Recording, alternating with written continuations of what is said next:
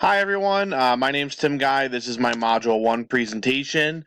Just to let you know a little bit about me, I am a math teacher at Spring Grove Middle School. I teach 8th grade, Algebra 2, Algebra 1, and Pre-Algebra to 8th graders. So I kind of have like the full spectrum of ability levels with my students. I'm currently married. I have two daughters. One is Claire, she just turned 2, and the other one's name is Charlotte, and she was born about a month and a half ago. So we are got the new baby life going on right now. In terms of STEM, some of the ways that why I'm interested in it is that I've always am looking for new ways to kind of improve my teaching processes and new ways to kind of present my content to students to make them interested in what's going on. And I found that STEM really excites me as a way to build some of those learning processes and thinking things with my students and still be able to get some of the content across that's going on. So I've been trying to figure out more new ways to do that, and STEM really excites me in that way.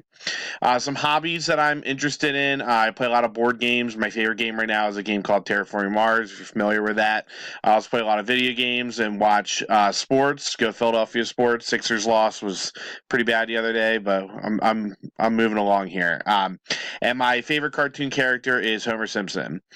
In terms of my definition of STEM, I always like to think of STEM as more of a way of teaching and learning. It's not just the whole science, technology, engineering, math. It's more what do those disciplines kind of show us about how we can learn and how we can kind of connect those things together. And really what it involves is challenging students and getting them really deeply involved in problem-solving skills. I know listening to the Neil deGrasse Tyson video, you talked about how that those problem-solving skills is the act of learning and building those connections. And that's something I talk a lot about with my students to make sure that they know that even though something we do might not necessarily make sense to them or be like, why am I using this? It's really building those kind of brain connections I think STEM's really good at. And inductive learning really goes along with that as well. I think a good definition of STEM is that it really involves a learning centered classroom. The students are really the ones involved in what's going on whenever you're really engaging in some of that STEM learning. STEM in my classroom, I'm going to keep moving my video around, make sure you can see all my spots here. STEM in my classroom, so I kind of follow those 5 guiding principles of STEM that were in the book that we had to read.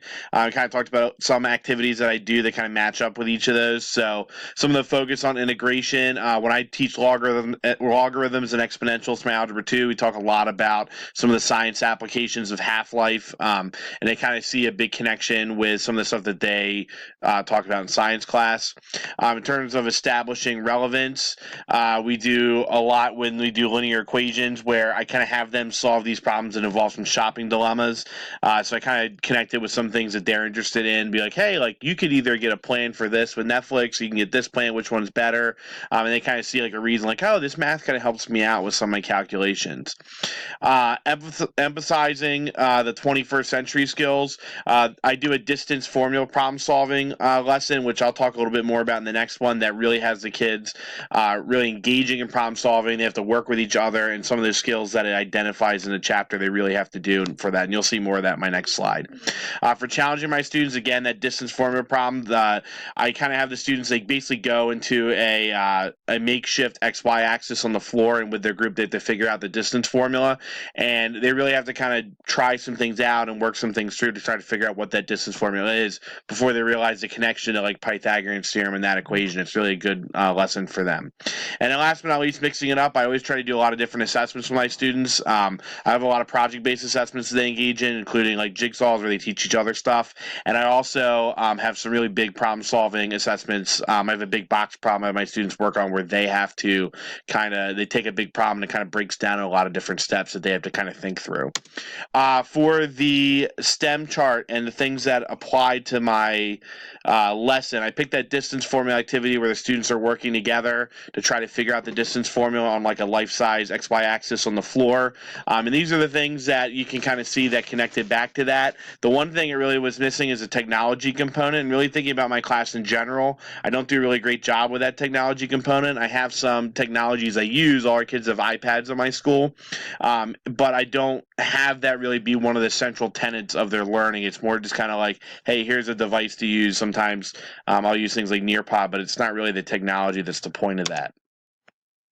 Why is STEM important? I think that the Neil deGrasse Tyson video had a really awesome part where he's like, the future jobs, like that's what matters, are going to get left behind. I think that's a big deal, is that getting these learning processes and getting students thinking about science and math, and even the connections outside of science and math, I think are really important, that they're getting out of this sort of education. And also, the interconnectivity of subjects, making that apparent to students is what I'm learning over here actually connects over here, I think helps students really understand what's going on. And also just the having them become more familiar with new technologies. When I was in school, PowerPoint had just kind of become a thing. We learned how to use it, and obviously now we use it all the time for things. You have to get used to those technologies before you can really use them. My goals for this course is I want to try to come up with more ways to get these STEM-related activities in my class, and be able to do some of my content with some of this more engaging activities involved there. And then obviously, based off my lesson I showed, I got to get more technology in my room, and I think I want to figure out how to do that and have it be a more organic, helpful part. Thank you very much.